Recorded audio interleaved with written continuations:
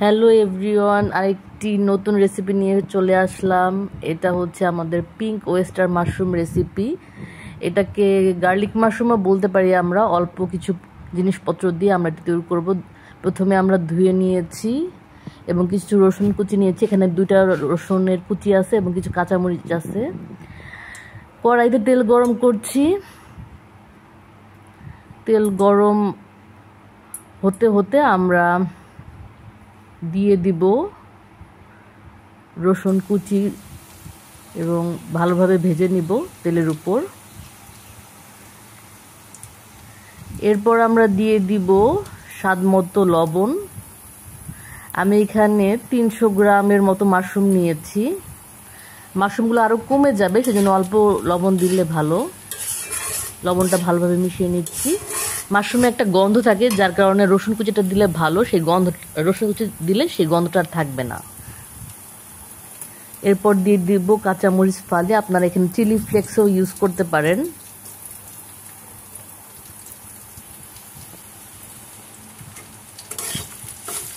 কাঁচামরিচগুলো একটু ভেজে নিব।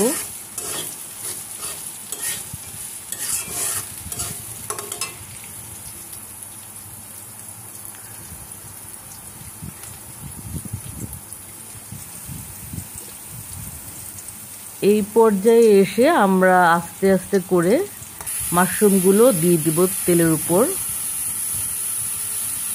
এখানে যে মাশরুমগুলো নিয়েছি ভালোভাবে ধুয়ে নিয়েছি এবং কেচি দিয়ে একটু কেটে নিয়েছি। মাশরুম দেওয়ার পরে পানি বের হয়েছে, এক্সট্রা কোনো পানি দেওয়ার প্রয়োজন নেই।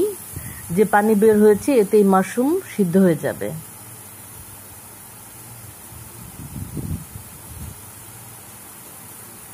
পাঁচ 7 মিনিটের মতো অপেক্ষা করতে হবে আমাদের। মাশরুমটা সুন্দরভাবে নেড়ে চেড়ে দিতে হবে, সুন্দরভাবে সিদ্ধ হচ্ছে।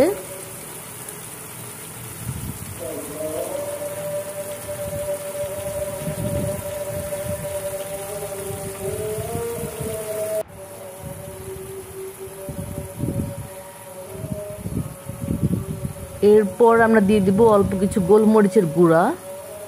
এটা স্বাদ বাড়াতে সাহায্য করবে।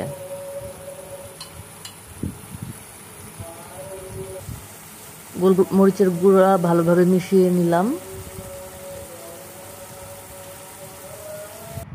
এ পর্যায়ে পানিটা শুকিয়ে গেছে, সিদ্ধ হয়ে গেছে মাশরুম। ভালোভাবে নেড়ে চেড়ে দিচ্ছি আবারও। এরপরই পরিবেশনের পালা। এটা ভাত কিংবা পোলাও দিয়ে খুব ভালো লাগবে, বিশেষ করে পোলাও বা ফ্রাইড রাইসে খুব ভালো লাগবে। এই তো আমার রেসিপি। ধন্যবাদ সবাইকে, ভালো থাকবেন সবাই।